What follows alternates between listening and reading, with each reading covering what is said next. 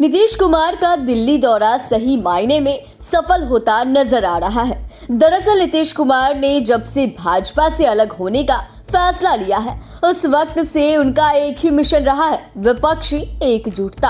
हालांकि उनके इस मिशन का कई बार मजाक भी उड़ाया गया।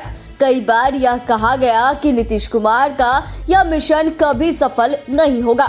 वहीं इसी विपक्षी एकजुटता के उद्देश्य से उन्होंने दिल्ली का इससे पहले 2 बार दौरा भी किया था, लेकिन इसमें उन्हें कोई खास सफलता नहीं मिली। पर नीतीश कुमार ने हार नहीं मानी और उन्होंने तीसरी बार विपक्षी एकजुटता के उद्देश्य से दिल्ली का दौरा किया, जो काफी ज्यादा सफल रहा। इस दौरे में नीतीश कुमार न सिर्फ खुद विपक्षी दलों के नेताओं से मिले, बल्कि अन्य दलों को भी एकजुटता पर सोचने के लिए मजबूर कर दिया। इसी का एक नमूना दिल्ली में देखने को मिला। दरअसल बिहार के मुख्यमंत्री नीतीश कुमार के दिल्ली से पटना लौटने के ठीक बाद कांग्रेस भी इस मिशन में जोर शोर से जुट गई। इसी कड़ी में कांग्रेस के राष्ट्रीय अध्यक्ष मल्लिकार्जुन खड़गे और राहुल गांधी ने एनसीपी प्रमुख शरद पवार से मुलाकात की। यह मुलाकात नई दिल्ली स्थित मल्लिकार्जुन खड़गे के घर में हुई। जाहिर सी बात है कि नीतीश कुमार के दौरे के बाद ही कांग्रेस और एनसीपी नेताओं के बीच मंत्रणा होना यह बताता है कि नीतीश कुमार का शुरू किया मिशन आधा सफल हो चुका है। बस इसे अब मुकाम तक पहुंचाना बाकी है। वैसे इस बड़ी बैठक के बाद राहुल गांधी ने कहा कि हम सभी विपक्षी एकता के लिए मिलकर काम कर रहे हैं। उन्होंने कहा कि विपक्ष को एकजुट करने की प्रक्रिया शुरू हो चुकी है और हम सब इसके लिए पूरी तरह से कमिटेड है। वहीं इस बैठक के बाद कांग्रेस अध्यक्ष मल्लिकार्जुन खड़गे ने कहा कि नीतीश कुमार और तेजस्वी यादव के साथ विपक्षी दलों की एकता पर बात हुई थी। उन्होंने कहा कि इसमें हमने यह तय किया था कि देश और लोकतंत्र को बचाने के लिए हम सब मिलकर काम करेंगे।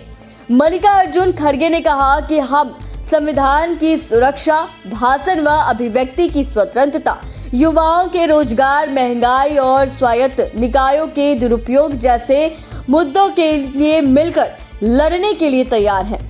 उन्होंने कहा कि हम सबसे बात करेंगे और शरद पवार के तरफ से भी यही बात कही गई। यानी कि मल्लिकार्जुन खड़गे के बयानों से भी यह झलक रहा है कि नीतीश कुमार ने विपक्षी एकता को जो चिंगारी लगाई थी वह अब मशाल का रूप ले चुका है और अब इसी मशाल से अन्य विपक्षी दलों के अंदर भी एकता की चिंगारी लगाई जाएगी। वैसे कांग्रेस संग बैठक करने के बाद शरद पवार के सुर भी बदले नजर आए। उन्होंने भी कहा है कि हमारी सोच वही है जो कांग्रेस अध्यक्ष मल्लिकार्जुन खड़गे ने आपको बताई, लेकिन सिर्फ सोचने से काम नहीं चलेगा। शरद पवार ने कहा कि इसके लिए एक प्रक्रिया शुरू करने की जरूरत है। उन्होंने कहा है कि यह तो बस शुरुआत है। शरद पवार ने इसके आगे भविष्य की रणनीतियों का खुलासा करते हुए कहा कि अब अन्य महत्वपूर्ण विपक्षी दलों के साथ बातचीत की जाएगी। उन्होंने कहा चाहे वह ममता बनर्जी हो, अरविंद केजरीवाल या अन्य, उन्हें इस प्रक्रिया में एक साथ लाने का प्रयास किया जाएगा। इस तरह कांग्रेस और नीतीश कुमार की विपक्षी एकता के मिशन में एनसीपी भी भागीदारी बनते नजर आ रही है।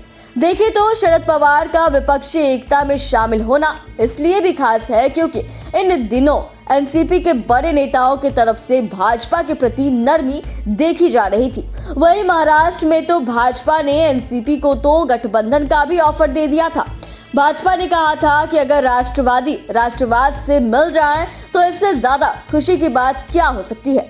यानी कि भाजपा किसी भी तरह से राष्ट्रवादी कांग्रेस पार्टी को अपने साथ मिलाना चाह रही है, लेकिन इन सब के बीच शरद पवार ने कांग्रेस नेताओं के हाँ में हाँ मिलाकर भाजपा को जोर का झटका दिया है, जिसकी वजह से पार्टी का एनसीपी संग गठबंधन करने का सपना पूरा होता नजर नहीं आ रहा है।